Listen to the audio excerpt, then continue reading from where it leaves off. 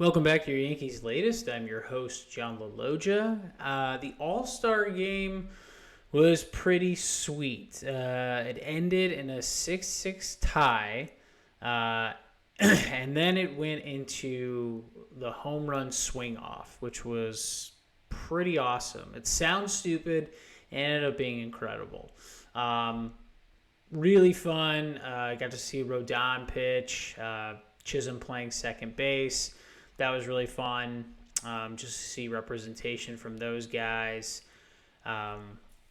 Judge, which was really awesome. Like, it was the best in the top of the first when he faced Paul Skeens, and Skeens went 199-99, and Judge grounded out in the third pitch.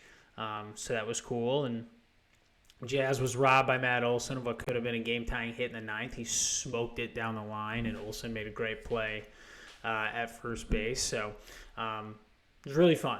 It was really cool. I love that. First of all, the Hank Aaron tribute was incredible. That was one of the most unbelievable things I've ever seen. The video, the storytelling, the history lesson, the overlay on the field, the fireworks of the actual shot. I mean, it was so creative. It was really, really awesome. One of the coolest things I've seen in a long time. Just really fantastic. And then the other thing, they went back to using the individual team uniforms, which I absolutely love. I never liked that they all wore the same jerseys. That's fine for like BP and stuff like that, but you want to identify, oh, that guy plays for the A's, that guy plays for the Phillies. Oh yeah, he plays for Detroit now. Or oh my gosh, like Javi Baez, I remember when he played for the Cubs. He's an all-star now with the Tigers. It just adds more flavor, and baseball has become so regional.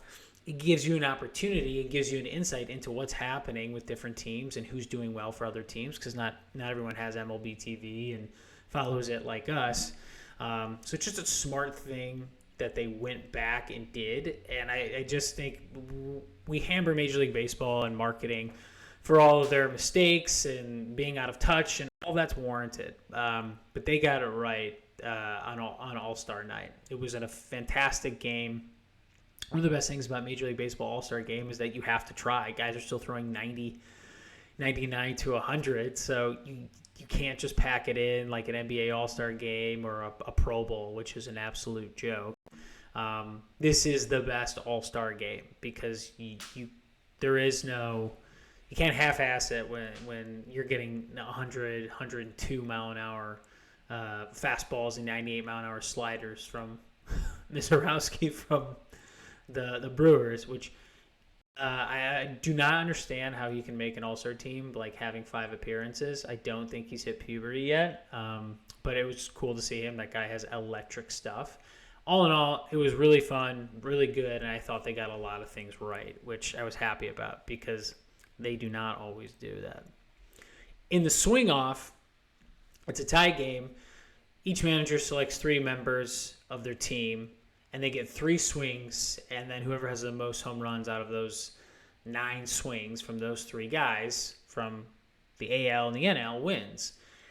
And Schwarber, oh man, he went off. Like 3 swings, 3 bombs. The second one was a moonshot, and the third one he hit it down the line and just pounded it. He that's MVP level stuff. It was so awesome. Just cold, sitting on the bench for a while, comes in, 3 swings, 3 bombs, and he took pitches too. That's the other thing. You can take pitches, but once you swing and you make contact, it counts as a swing. It's not timed. I thought it was really, really cool and added to a lot of drama. So I think everyone was really, the game last night had everything. It was a great game. It was close. You saw everybody, and then you saw a tie game, and then you saw a home run swing off, which was incredible. I was lucky enough to go to the All-Star game in 2002 when it was in Milwaukee. I live in Chicago, and we went to the game in Milwaukee, and I remember in the 7th inning, my dad worked for Miller, and at that time it was Miller Park. It had just opened. And I remember that was the one where Torrey Hunter robbed Bonds in center field, which was really cool. And it was so neat. Schilling facing A-Rod. We were right behind the American League dugout. It was really cool. And I remember the seventh inning, the PA announcer said, if no one scores, if this game is still 7-7 or whatever after the ninth inning, this will end in a tie. And people booed so loud. It was terrible. It was an awful feeling. I thought last night was handled perfectly and gives everyone a show. It's the All-Star game. It is entertainment at the end of the day. And I thought they did a great job. And it just made me, as a, growing up a Cubs fan, it just made me miss Schwarber so much. I can't believe the Cubs let him go for $8 million.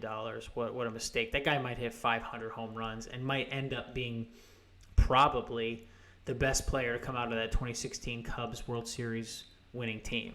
Like, he may be the best player. I mean, he probably is right now. He's probably going to hit 500 home runs. He's just an absolute stud, and last night was awesome and made me miss him tremendously. I want to talk about the trade deadline. A couple weeks away. It's getting down to the wire. So this is what I want. I want Clase and I want Eugenio Suarez. God, I think we all held our breath when he got hit in the hand last night. I almost passed out. And then he made that play at third base. I'm like, okay, he's fine. Like, thank God.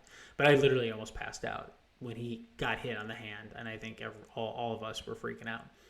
So I want both of these guys. What will it take? All right, so it would require aggressive moves, obviously, from the Yankees. You're high valued and face intense league-wide demand for these guys.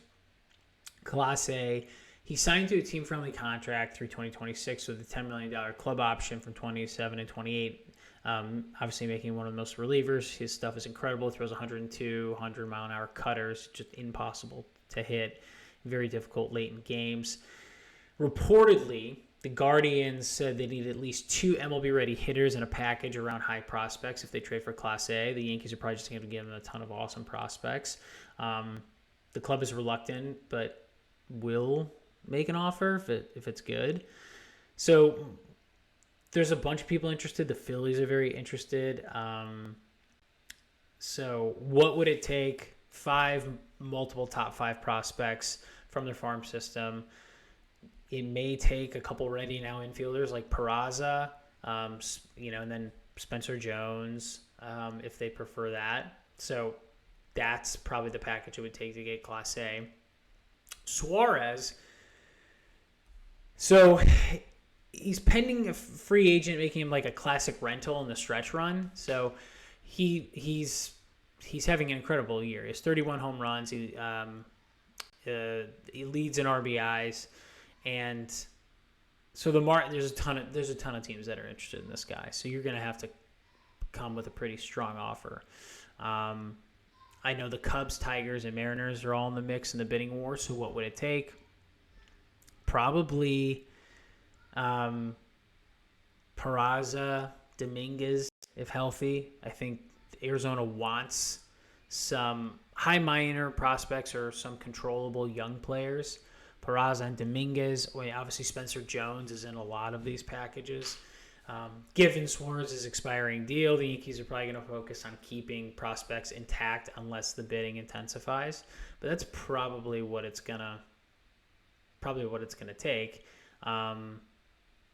So they'd need a package with a bunch of young players and top prospects, offering immediate and future talent to push it over the top. Right now, where the Yankees are to get these guys, I'd make that deal. I think you're fine with outfielders. I'd send Peraza, I'd send Dominguez, Jones, whatever it takes to get one of these or 2 of these guys, I would do it. You're in a win now mode. You're so close. You went to the World Series last year. Get it done. You need a third baseman. It's a huge problem. This is something that has to happen, and Cashman has to make a move. And last night, or the broadcast of the All-Star game, you heard Jeter.